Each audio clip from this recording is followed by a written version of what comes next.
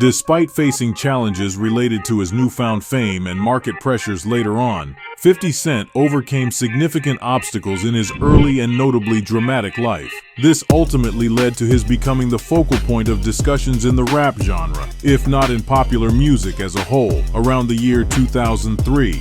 After an unsuccessful attempt to achieve mainstream success in the late 90s, which was disrupted by a life-threatening incident in 2000, 50 Cent found success on the New York mixtape circuit, particularly in his feud with Ja Rule in the early 2000s. In 2002, Eminem signed 50 Cent to a lucrative 7-figure contract, playing a pivotal role in propelling him quickly towards crossover success by 2003. Hailing from a fractured family in the challenging Jamaica neighborhood of Queens, 50 Cent emerged from the gritty streets of this renowned area, embodying the harsh realities that many rappers lyrically depict but may not authentically undergo. His life included encounters with drugs, criminal activities, periods of imprisonment, stabbings, and notably infamous incidents of gun violence. At 12, he was a crack dealer. At 23, he was nearly shot to death. Now, at almost 50 years, he is a hip-hop legend. Born Curtis James Jackson III on July 6, 1975, and raised in Southside Jamaica, Queens, New York City, 50 Cent grew up in a broken home. His father shared his name, but he wasn't actively present in 50's life throughout his childhood. At the young age of 15, Sabrina Jackson became the mother of 50 Cent, welcoming him into the world. Sabrina worked tirelessly to provide for her son, Curtis James, better known as 50 Cent. Tragically, Sabrina Jackson's life was cut short when she died in a devastating fire at the age of 23.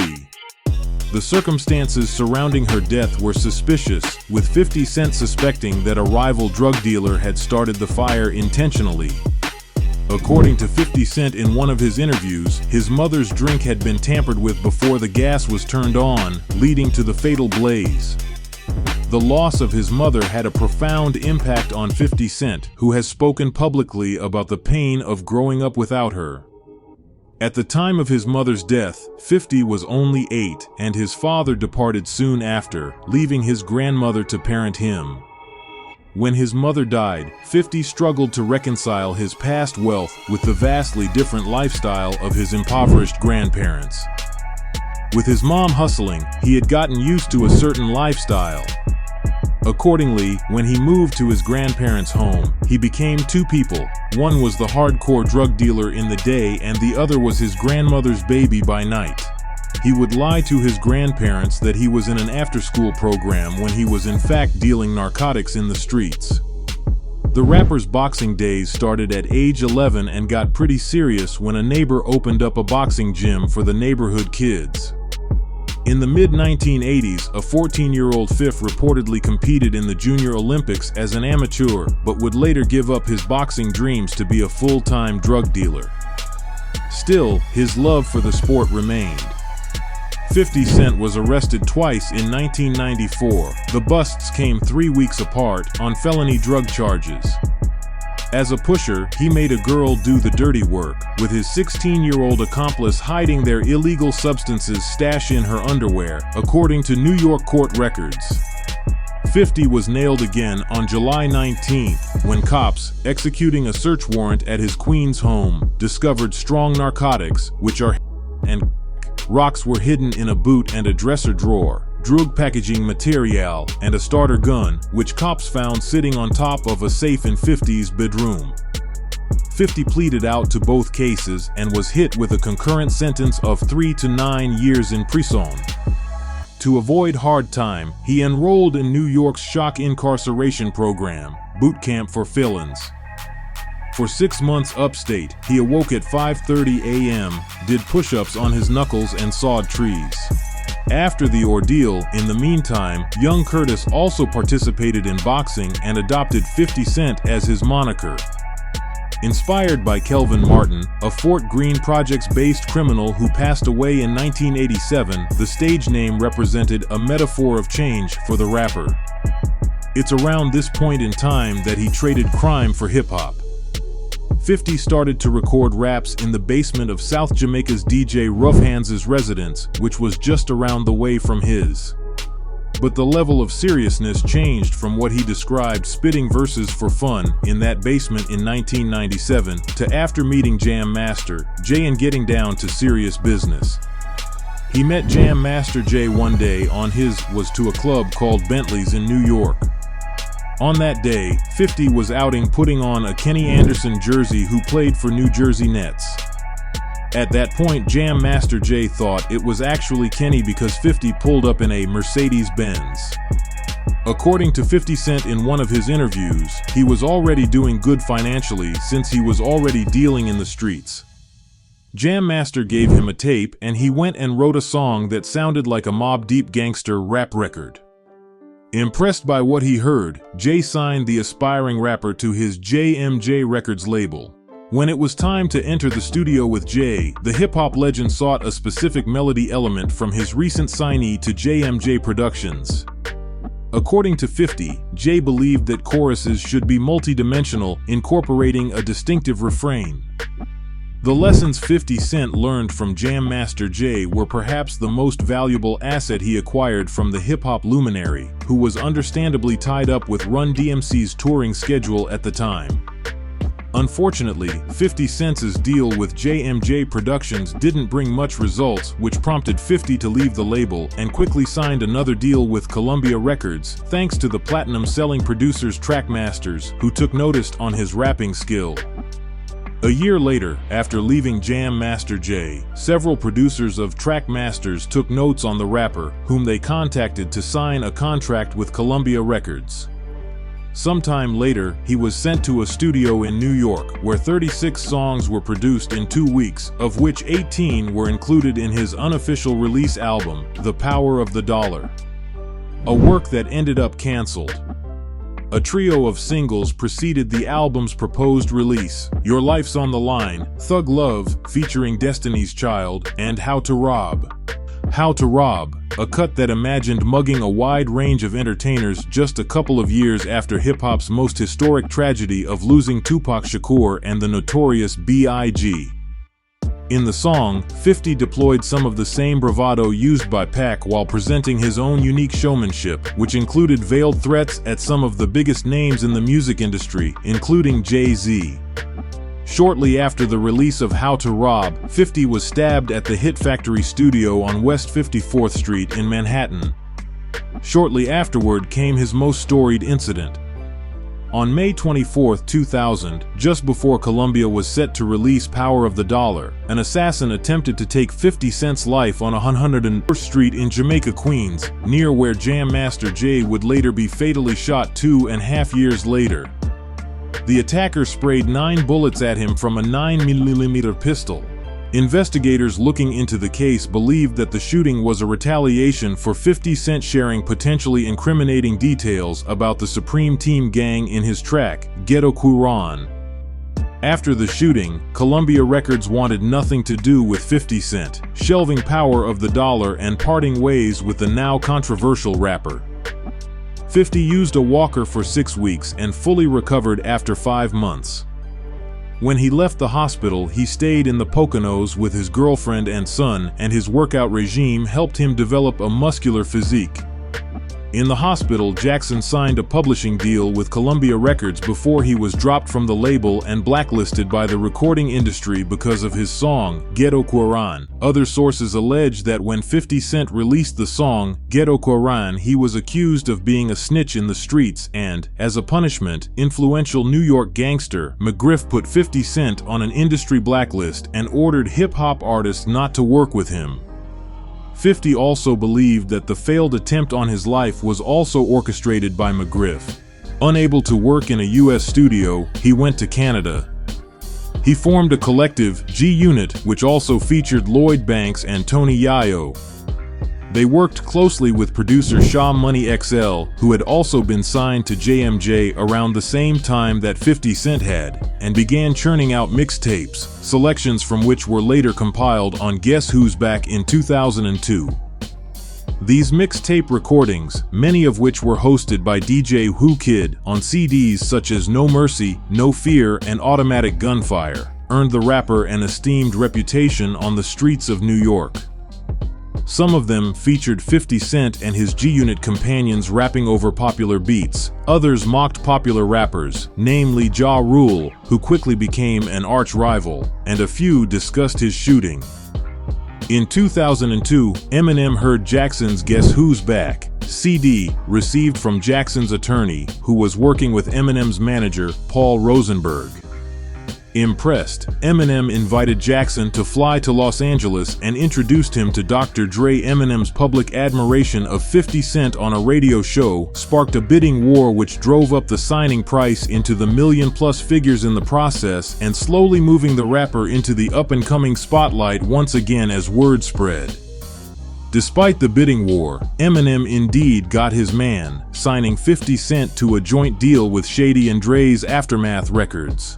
Over the following months, 50 Cent collaborated closely with Eminem and Dre, both credited as executive producers on his highly anticipated debut album, Get Rich or Die Tryin'.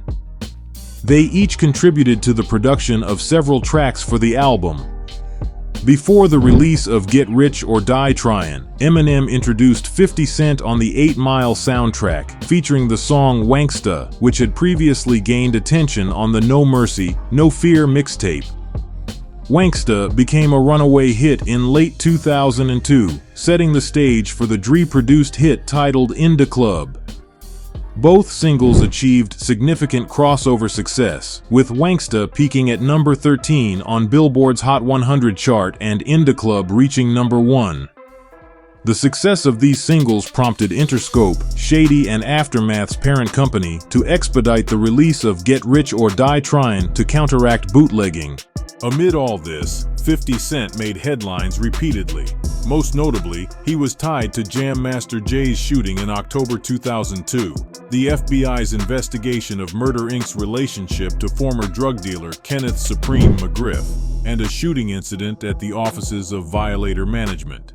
It was speculated that the release of 50 Cent track, Ghetto Koran, could have started a chain of events which led to the murder of Jam Master Jay.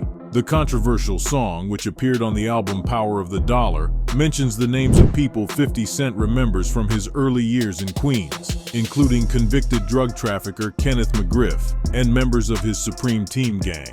McGriff ordered hip-hop artists and record labels in New York not to work with 50.